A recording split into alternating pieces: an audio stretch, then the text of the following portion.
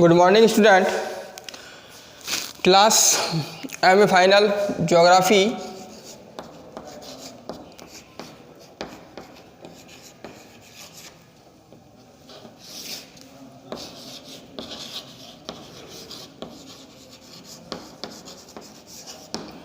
MA final geography के अंतर्गत जो हमारा पेपर चल रहा है, चौथा पेपर चल रहा है पॉलिटिकल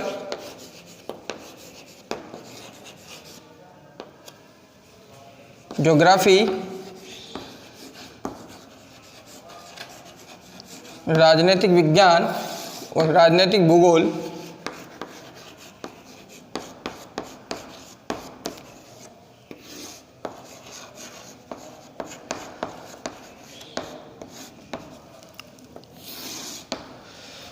राजनीतिक भूगोल का जो पेपर है हमारा,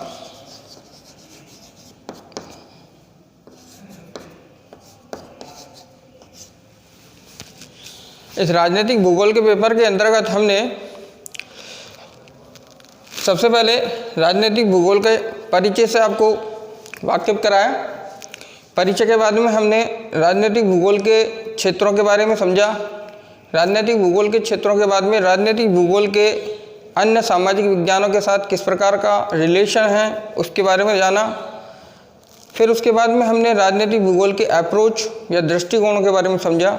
अप्रोच और दृष्टिकोणों के बाद में हमने इसके अंतर्गत से प्रमुख अप्रोचों के अंतर्गत से आपको हमने हार्टलैंड थ्योरी अर्थात हृदय स्थल सिद्धांत मैकेंडर महोदय का, उसके बाद में स्पाइकमैन महोदय की ड्रीमलैंड थ्योरी, दो बड़ी अप्रोच, दो बड़े दृष्टिकोण आपको विस्तार से समझाए हैं। उसके बाद में हमने स्टेट शब्द को लिया कि राज्य क्या होते हैं, राज्य की विशेषताएं क्या होती हैं, राज्य के प्रमुख तत्व क्या होते हैं। इसी प्रकार से हमने राष्ट्र को जाना, राष्ट्र क्या होता है, राष्ट्र के विशेषताएं क्या होती हैं और राष्ट्र की जो एलिमेंट हैं अर्थात राष्ट्र के जो तत्व हैं वो क्या है। इन सभी चीज़ों का अध्ययन करने के बाद में आज हमारा अगला जो बिंदु है वो आता है राज्यों से ही जुड़ा हुआ है, एकात्मक राज्य और संघात्मक राज्य। जो आज का यूनिट है वो आपका है एकात्मक राज्य।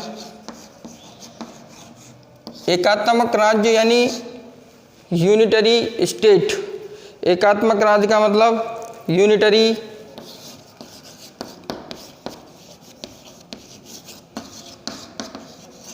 स्टेट्स, एकात्मक राज्य। एकात्मक राज्य किसे कहते हैं इसके ऊपर आज हम चर्चाएं करेंगे। एकात्मक राज्य को समझेंगे पहले, फिर उसके बाद में संघात्मक राज्य को समझेंगे। तो सबसे पहले हम एकात्मक राज्य के ऊपर चर्चाएं करते हैं कि एकात्मक राज्य या यूनिटरी स्टेट किसे कहते हैं। यूनिटरी स्टेट किस प्रकार का इनके अंतर्गत शासन पाया जाता है, यूनिटरी स्टेट की कौन कौन से करैक्टर पाए जाते हैं, यानी कि एकात्मक राज्य का उद्भव या विकास जो है वो कहाँ हुआ और किस तरह से इसका विकास चला, इन सारी बिंदुओं पर चर्चाएं की जाएंगी। तो सबसे पहले अगर हम देखते हैं तो एकात्मक राज्य के अंतर्गत हमें सब पता है कि एकात्मक राज्य को अंग्रेजी के अंतर्गत यूनिटरी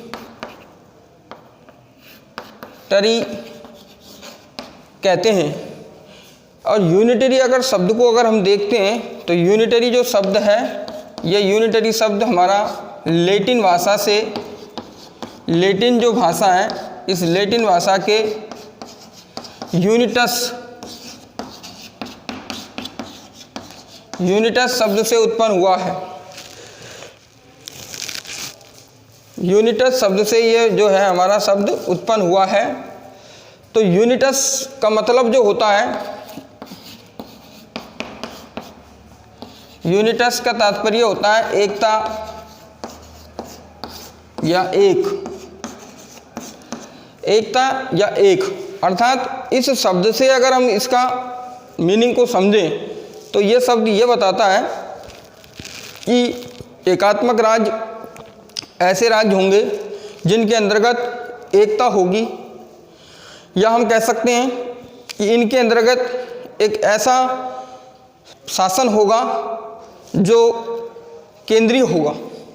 अर्थात एकात्मक राज्य ऐसे राज्य होते हैं जिनके अंतर्गत जो राज्य की जो शासन की जो शक्ति जो होती है वो केंद्र में निहित होती है। अर्थात ऐसे राज्य जिनके अंतर्गत शासन की जो शक्ति है वो किस में निहित होती है, वो केंद्र में निहित होती है। अर्थात एकात्मक राज्यों के अंतर्गत जो प्रशासन है, प्रशासन का जो शक्तियाँ हैं, प्रशासनिक शक्तियाँ जो केंद्रीय होती हैं, अर्थात केंद्र के अंतर्गत समस्त प्रकार की शक्तियों का संचालन का कार्य किया जाता है। तो इसकी परिभाषा निकली कि एकात्मक राज्य वे राज्य होते हैं। परिभाषा अगर हम देखें तो एकात्मक राज्य वे राज्य जिनमें प्रशासन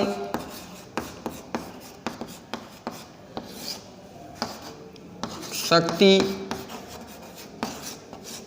केंद्र में केंद्रीय होती है, यानी कि जिसके अंतर्गत राज्य की जो समस्त शक्तियाँ होती हैं वो केंद्र में निहित हो सकती हैं। अपन यूँ भी कह सकते हैं कि राज्य की समस्त शक्ति केंद्र के अधीन होती हैं।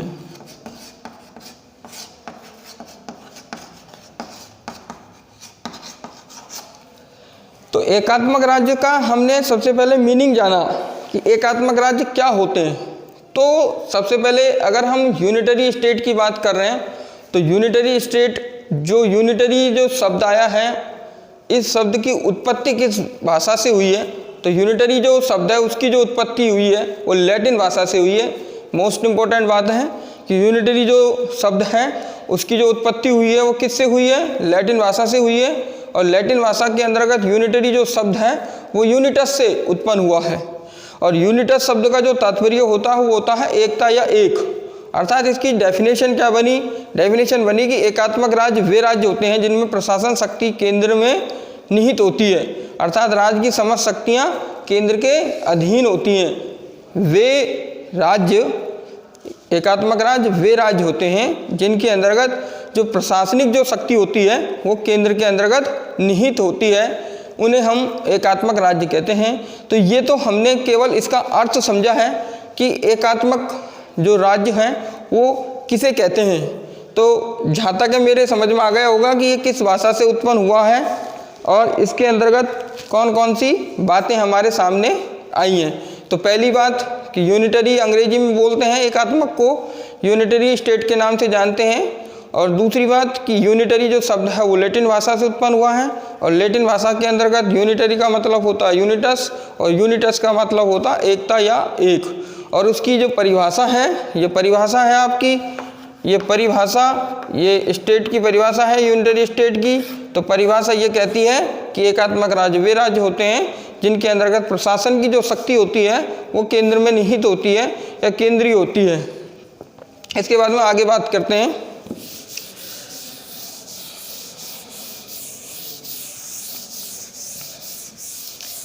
परिभाषा के बाद में आगे अगर हम चर्चाएं करें तो इसके विकास की बात करेंगे।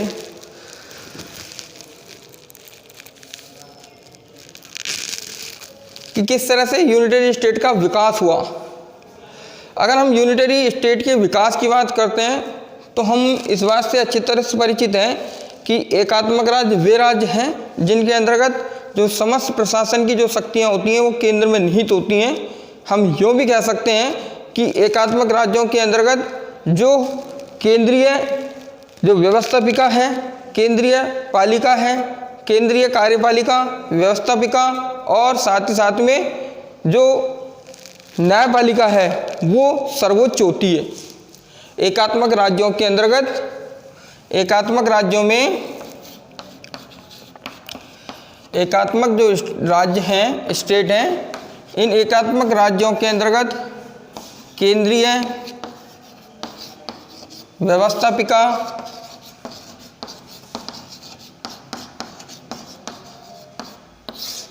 केंद्रीय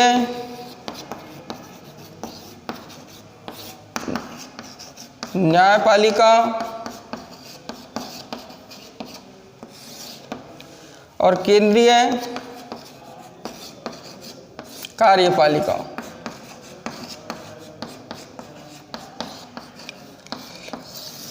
ये जो तीनों हैं वो सेंटर के अंतर्गत क्या होती हैं, निहित होती हैं। एकात्मक राज्यों के अंतर्गत जो एकात्मक राज्य होते हैं जिनके अंतर्गत जो व्यवस्थापिका है, न्यायपालिका है और जो कार्यपालिका है वो केंद्र के अधीन होती हैं, अर्थात वो केंद्रीय होती हैं। इन सभी व्यवस्थापिकाओं, कार्यपालिकाओं और न्यायपालिका पे जो काम होगा वो केंद्र के द्वारा किया जाता है। हम इसके विकास की अगर हम बात कर रहे थे तो हम इसकी विकास की अगर चर्चाओं में अगर हम ध्यान दें तो हम इस बात से परिचित हैं कि जो एकात्मक राज्यों का जो विकास हुआ वो अधिकांश एकात्मक राज्य यूरोप में जो है विकसित हुए। उनका विकास यूरोपीय संघ में हुआ और यूरोप संघ के बाद में ये जो विकास था वो हमारे उपनिवेशिक जो थे उन उपनिवेशिक राज्यों के अंतर्गत भी एकात्मक राज्यों का निर्माण हुआ। अगर यूरोपीय संघ की अगर हम बात करते हैं और अगर हम विश्व स्तर की अगर हम बात करते हैं तो विश्व के अंतर्गत सर्वाधिक जो है एकात्मक जो है राज्य अर्थात यूनिटरी स्टेटों का बाहुल्यता देखने को मिलती है, जबकि जो संघात्मक जो राज्य हैं उनकी कमी पाई जाती है। अगर हम विश्व की अगर हम बात कर रहे हैं तो विश्व के अंतर्गत अगर यूनिटरी स्टेट की अगर सबसे बड़ा स्टेट की अगर हम बात करें कि विश्व के अंतर्गत सबसे बड़ा एकात्मक अगर राज्य की बात करें तो वो चीन आता है। जो अपन इसके डेवलपमेंट की अगर हम बात करें तो डेवलपमेंट के अंतर्गत हम इस चीज़ को भी जानते हैं कि विकास की अगर हम बात करते हैं तो विकास के अंतर्गत इसका विकास जो हुआ है वो यूरोप से माना जाता है। यूरोप संघ के अंतर्गत जो जितने भी हमारे राज्य थे जिसके अंतर्गत जो ब्रिटेन है, ब्रिटेन के बाद में इटली है, इटली के बाद हॉलैंड है, हॉलैंड के बाद में स्पेन है, जर्मनी है, तुर्की है, अफ़गान हैं, ये सभी जो हैं ब्रिटेन के अंतर्गत यूरोप संघ के अंतर्गत स्थित हैं। उसके बाद में एशिया के अंतर्गत जैसे अफ़गान का नाम है, अफ़गान है, चीन, चाइना है, उसके बाद में आपका न्यूजीलैंड है, फिर उसके बाद में आपका जो है श्रीलंका है। इस तरह से ये जो है विकास के दौरान देखने को मिलते हैं यूरोप संघों के अंतर्गत एकात्मक राज्य। इसके अलावा अगर हम बात करते हैं अफ्रीकन देशों की बात करते हैं या फिर हम अमेरिकन देशों की बात करते हैं तो अफ्रीकन देशों के अंतर्गत और अमेरिकन देशों के अंतर्गत भी जो हमारे एकात्मक राज्यों का विकास हुआ है। और एकात्मक राज्यों की विकास जो हुआ है उसके पीछे कुछ विशेषताएं, कुछ फीचर्स जो होते हैं वो इनके अंतर्गत आते हैं।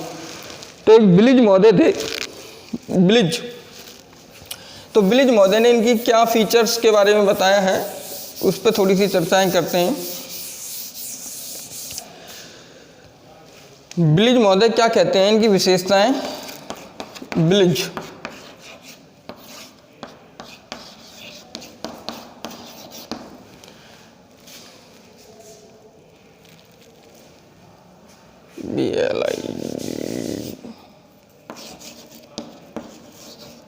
ब्लिज महोदय कहते हैं कि जो एकात्मक राज्य होते हैं ये छोटे राज्य के लिए प्रयुक्त किए जाते हैं। तो छोटे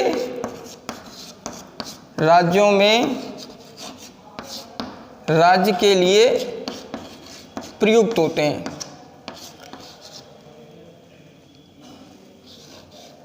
प्रयुक्त पहली विशेषता है कि छोटे राज्यों के लिए प्रयुक्त होते हैं।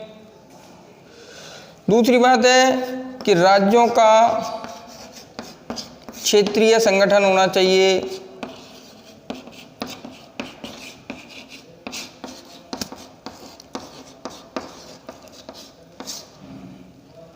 तीसरी बात है राज्य में सघन जनसंख्या वाले भाग होने चाहिए।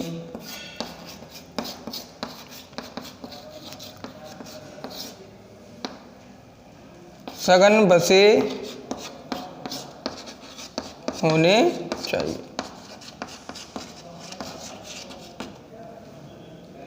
और चौथी मूल बात है कि इसमें मूल स्थल होना चाहिए। मूल स्थल अर्थात कोर एरिया,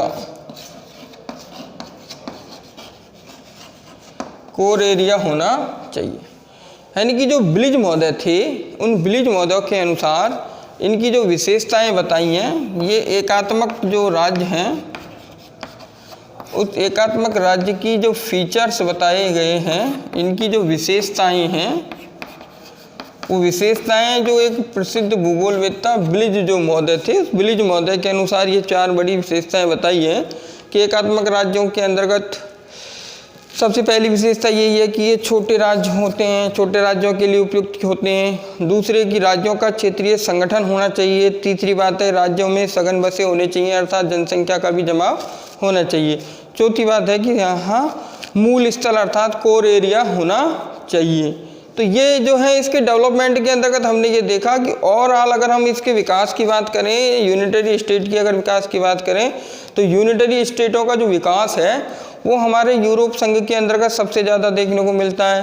यूरोप संघ के अंतर्गत मैंने अभी आपके सामने नाम लिया कि इसके अंतर्गत आपका ब्रिटेन का है, जर्मनी का है, पोलैंड का है, स्वीडन का है, नॉर्वे का है, स्पेन का है, पुर्तगाल का है। ये सारे के सारे यूरोप संघ के ऐसे देश हैं, ऐसे राज्य हैं जिनके अंतर्गत एकात्मक शासन देखने को मिलता है, एकात्मक शासन व्यवस्था पाई जाती है। इसी प्रकार से एशिया में हमने बात की तो हमने बताया कि विश्व का सबसे बड़ा एकात्मक अगर राज्य की बात करते हैं तो चीन है, जापान है, ये सारे के सारे एशिया महाद्वीप के अंतर्गत आते हैं। यहाँ एकात्मक जो है प्रशासन देखने को मिलता है। एकात्मक जो है प्रशासन के अंतर्गत जो है केंद्रीय जो सत्ता होती है वो ही जो है सर्वे सर्वा मानी जाती है, सर्वोच्च मानी जाती है। केंद्रीय शक्ति ही सर्वोच्च शक्ति मानी जाती है। तो ब्लिज महोदय ने इसकी जो है विकास के बाद में कुछ परिभाषाएं निकाली हैं। उन परिभाषाओं के, उन विशेषताओं के आधार पर ये विशेषताएं होनी चाहिए एकात्मक राज्यों के अंतर्गत। अब एकात्मक राज्य जो हैं, उन एकात्मक राज्यों के अंतर्गत उनके विकास की अगर हम बात करें तो मैंने अभी आपके सामने रखा कि यूरोप के अंतर्गत जो है एकात्मक राज्यों का विकास सर्वाधिक हुआ है, संघात्मक राज्यों का विकास कम हुआ है, एकात्मक राज्यों का विकास ज़्यादा हुआ है।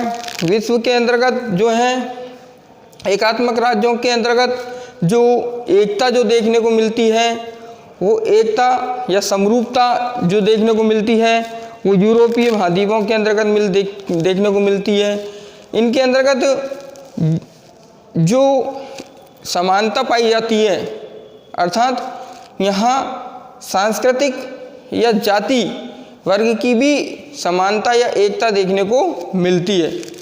अब अगर हम बात करें कि एकात्मक राज्यों में किसी प्रकार की सरकार हो सकती है, तो एकात्मक राज्यों के अंतर्गत जो सरकारों की अगर हम बात करें, विशेषता के बाद अगर हम सरकार की बात करते हैं, तो एकात्मक राज्य के अंतर्गत जो शासक होता है वो निरंकुश भी हो सकता है, साथ ही साथ वो प्रजातांत्रिक जो है शासन व्यवस्था भी देखने को मिल सकती है, वो आपकी तानाशाही जो है शासन व्यवस्था भी देखने को मिलती है।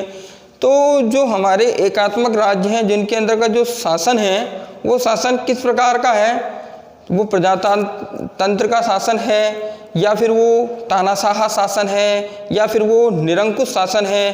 तो इस आधार पर जो शासन किया जाता है वो शासन की जो व्यवस्थाएं हैं वो हमारे एकात्मक राज्यों के अंतर्गत देखने को मिलती हैं और इन्हीं व्यवस्थाओं के आधार पर जो है इन एकात्मक राज्यों का वर्गीकरण भी किया गया है। यानी कि एकात्मक राज्य जो थे, इन एकात्मक राज्यों के अंतर्गत जो केंद्रीय शक्ति जो होती है वो सर्वोच्च मानी जाती है और उस केंद्रीय शक्ति जो सर्वोच्च है, उस केंद्रीय शक्ति की जो सर्वोच्चता है वो वहाँ के जातीय या वहाँ की सांस्कृतिक जो एकता है उसको बनाती है। परिणाम यह है कि एकात्मक राज्य जो यूनिटरी स्टेट हैं, वो यूनिटरी स्टेटों के अंतर्गत जो विशेषताएं जो देखने को मिली, वो विशेषताएं, उन विशेषताओं के अंतर्गत किस प्रकार की एक शासन व्यवस्था है, सरकार बनती है, वो प्रजातांत्रिक शासन व्यवस्था होती है या निरंकुश व्यवस्था है या फिर वो तानाशाह सरकार है या शासन व्यवस्था है। इस तरह की इसमें सरकारें या शासन या प्रशासन देखने को मिलता है एकात्मक राज्यों में। इसके बाद अगर हम बात करें ब्लिज महोदय की जो विशेषताएं थी, ब्लिज महोदय की विशेषताओं के बाद में अगर हम आगे चर्चाएं करते हैं, आगे चर्चाएं करें और आगे चर्चाओं के बाद में अगर हम देखें तो एकात्मक राज्यों के अगर हम बंटवारे की बात करें तो एकात्मक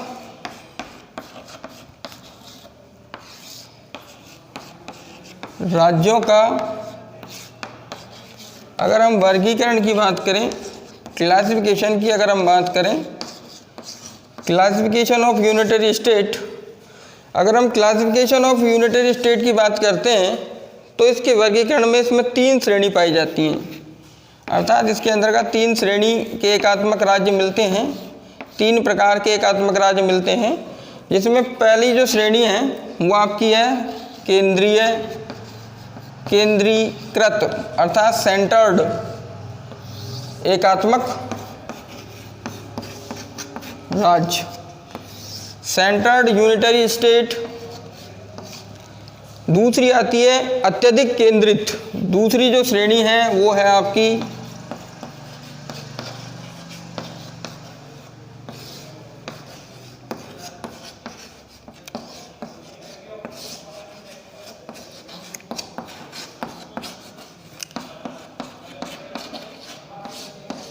और जो तीसरी जो श्रेणी है वो आपकी है समायोजित।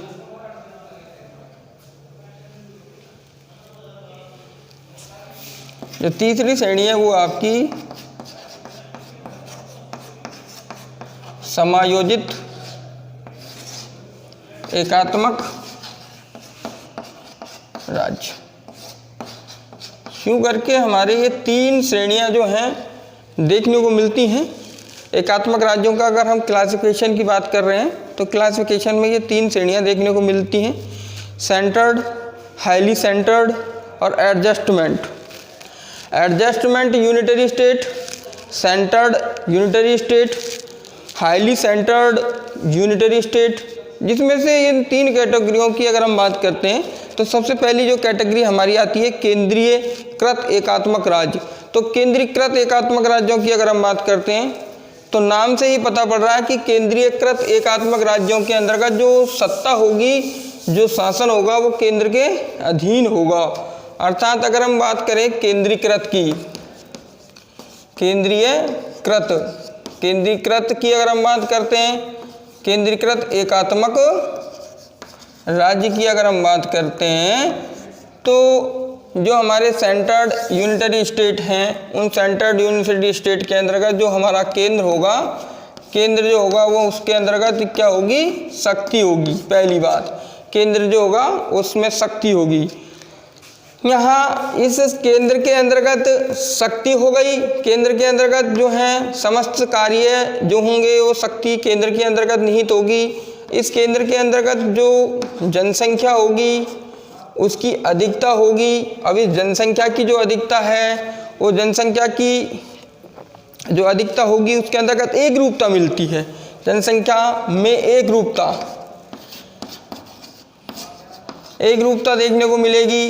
इस जनसंख्या के अंतर्गत जो एक रूपता है वो एक जाति विशेष से हो सकती है, वो एक सांस्कृतिक विशेष से हो सकती है। ये एक रूपता जो आई है वो हमारी वर्गीय हो सकती है या जाति या संस्कृति कारक के कारण उत्पन्न हो सकती है, जाति या संस्कृति के परिणाम स्वरूप जो जनसंख्या है उसके अंतर्गत एक रूपता देखने को मिलती है। साथ ही साथ जो हमारा समस्त जो केंद्र होगा वो शक्तिशाली माना जाएगा और जो केंद्र है वही हमारा क्या होगा, मूल स्थल होगा, कोर एरिया होगा। और कोर एरिया होने के साथ साथ जितने भी चुने हुए प्रतिनिधियों की सहमति जो होगी वो केंद्र के अधीन होगी। साथ ही साथ इस प्रकार का सेंटर्ड एकात्मक जो राज्य है वो एक प्रौढ़ अवस्था के अंतर्गत माना जाता है। इस प्रौढ़ अवस्था के अंतर्गत जो है समस्त जितनी भी जो प्रशासन की जो शक्तियाँ होती हैं वो केंद्र में निहित होती हैं। साथ ही साथ वहाँ जो जनसंख्या होती है उसमें एक रूपता देखने को मिलती है। जनसंख्या में जो एक रूपता होती है वो जाति या संस्कृति वर्ग के आधार पर एक रूपता पाई जाती है। साथ ही साथ उसके अंतर्गत केंद्र के अंतर्गत मूल स्थल पाया जाता है जहाँ से पूरा का पूरा प्रशासन जो होता है वो एकात्मक राज्यों का चलाया जाता है। इस तरह के जो केंद्रीकृत जो एकात्मक राज्य हैं वो केंद्रीकृत एकात्मक राज्य जो हैं अगर हम स्टेज की अगर हम बात करें तो वो प्रौढ़ अवस्था के अंतर्गत जो है इस प्रकार के राज्य देखने को मिलते हैं। इस प्रौढ़ अवस्था के अंतर्गत जो उदाहरण की अगर हम बात करते हैं तो इसके अंतर्गत हमारा डेनमार्क आ जाता है, स्वीडन आ जाता है, जापान आ जाता है, इटली आ जाता है, नीदरलैंड आ जाता है, इटली, नीदरलैंड। ये जो है हमारे जो केंद्रीकृत जो एकात्मक राज्य हैं, वो केंद्रीकृत एकात्मक राज्यों के ये जो हैं उदाहरण हैं कि केंद्रीकृत एकात्मक राज्यों के अंतर्गत जो शक्ति होती है वो केंद्र के बीच में होती है, जनसंख्या में एकरूपता पाई जाती है, जाति और संस्कृति के आधार पर पाई जाती है, केंद्र के अंतर्गत जो है मूल स्थल होता है, साथ ही साथ सारी जो समस्त कार्यपालिका की शक्तियाँ, व्यवस्था पालिका की शक्तियाँ व न्यायपालिका की शक्तियाँ होती हैं वो केंद्र में अधीन होती हैं।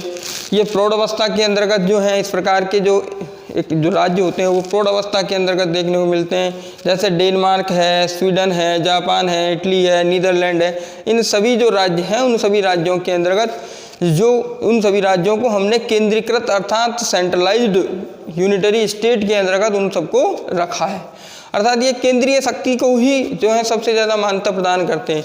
इसके बाद में अगर हम दूसरे की अगर हम बात करते हैं तो हाईली जो सेंटर्ड होते हैं उसके अंतर्गत भी जो क्षेत्रीय जो भिन्नताएं और जातीय जो भिन्नताएं होती हैं वो किस में निहित होती हैं, सारी की सारी केंद्र में निहित होती हैं। साथ ही साथ यहाँ जो है सबसे बड़ी चीज़ देखने की जो मिलती है वो ये मिलती है, हाईली सेंटर्ड के अंतर्गत 3 कैटेगरियों के अंतर्गत एक होता है साम्यवादी शासन, एक होता है एक पार्टी का शासन,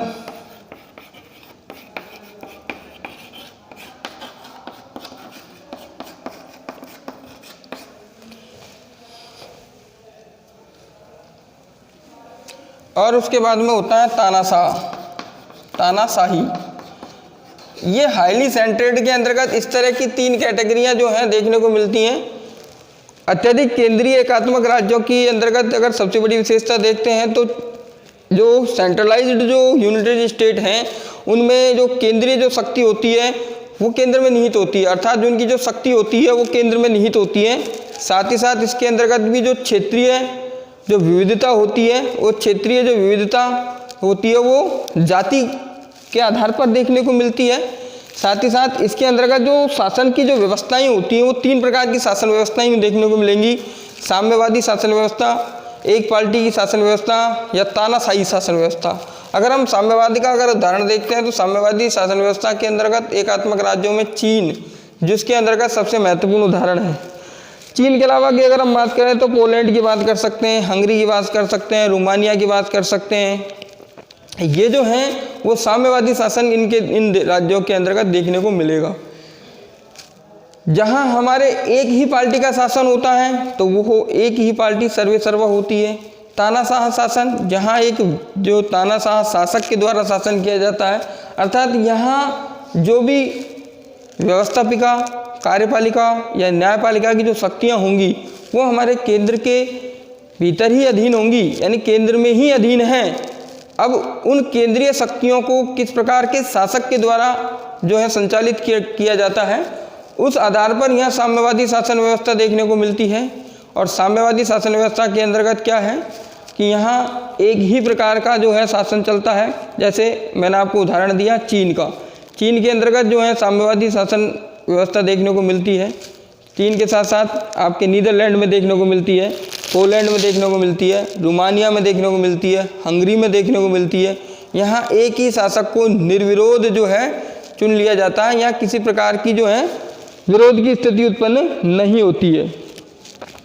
उसके बाद में अगर हम बात करते हैं समायोजित एकात्मक राज्यों की, अगर हम बात करते हैं तो समायोजित एकात्मक राज्यों के अंतर्गत क्या होता है कि विभिन्न समूह या क्षेत्रों को समायोजित करके उनका जो अधिकार होता है उनके अधिकारों को उनके अनुरूप परिवर्तित करके क्या कर दिया जाता है, समायोजित कर दिया जाता है। तो समायोजित एकात्मक राज्यों का सबसे महत्वपूर्ण जो उदाहरण है वो आता है आपका ग्रेट ब्रिटेन। ग्रेट ब्रिटेन, जो ब्रिटेन है ना वो आपका समायोजित एकात्मक राज्य है। ब्रिटेन समायोजित एकात्मक राज्य इसलिए है क्योंकि यहाँ जितने भी जो समूह हैं, जितने भी यहाँ विभिन्न जो समूह हैं, उन समूहों को समायोजित करके उनके अनुसार ही परिवर्तित करके जो है इस प्रकार के एकात्मक राज्यों का निर्माण किया जाता है। तो उन्हें हम कहते हैं समायोजित एकात्मक राज्य। कि विभिन्न जो समूह हैं, विभिन्न जो वर्ग हैं, उन विभिन्न समूह और वर्गों को समायोजित कर लिया जाए और उनके अनुरूप जो है उनको क्या कर दिया जाए, परिवर्तित कर दिया जाता है, उनके अधिकारों के अनुसार उनको परिवर्तित कर दिया जाता है। तो इस प्रकार के जो राज्य होते हैं वो आपके कहलाते हैं एडजस्टमेंट यूनिटरी स्टेट, अर्थात समायोजित एकात्मक राज्य। समायोजित एकात्मक राज्य का जो उदाहरण है वो आपका ब्रिटेन है। इस तरह से एकात्मक जो राज्य हैं, उन एकात्मक राज्यों के अंतर्गत तीन जो उसकी जो श्रेणियां हैं, जिसकी पहली श्रेणी जो हमने पढ़ी है केंद्रीय एकात्मक राज्य, और केंद्रीय एकात्मक राज्य के अंतर्गत जो जितनी भी राज्य की जो शक्ति होती है वो केंद्र में निहित होती है। हाईली अत्यधिक जो केंद्रीय एकात्मक राज्य होते हैं, इनमें भी जो शक्ति होती है वो केंद्र में निहित होती है, परंतु जो शासक होता है उस शासक के आधार पर जो शासन व्यवस्थाएं चलाई जाती हैं, ये हमारी शासन व्यवस्थाएं हैं। इन शासन व्यवस्थाओं के अंतर्गत साम्यवादी शासन व्यवस्था, एक ही पार्टी की शासन व्यवस्था, तानाशाही शासन व्यवस्था, तो ये शासन व्यवस्थाओं के आधार पर हमें पता है चीन जो है साम्यवादी शासन व्यवस्था का सबसे महत्वपूर्ण उदाहरण है।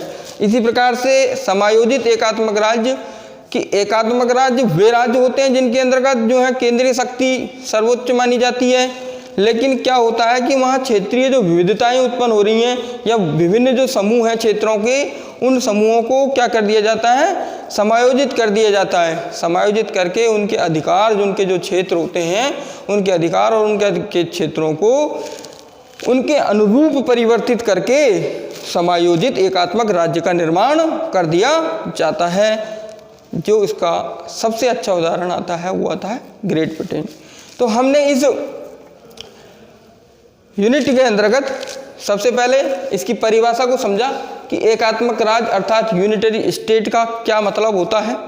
फिर हमने इसकी विशेषताओं को समझा और विशेषताओं के बाद में हमने इसके विकास को समझा और विकास के बाद में हमने इसके वर्गीकरण को समझा कि एकात्मक राज्यों का वर्गीकरण कितने भागों में किया गया। तो एकात्मक राज्यों का वर्गीकरण 3 भागों में किया गया है और इन 3 भागों के अंतर्गत जो है केंद्रीकृत, अधिक केंद्रीकृत और समायोजित एकात्मक राज्य, ये 3 इसकी जो है वर्गीकरण के श्रेणियां हैं एकात्मक राज्यों की। धन्यवाद।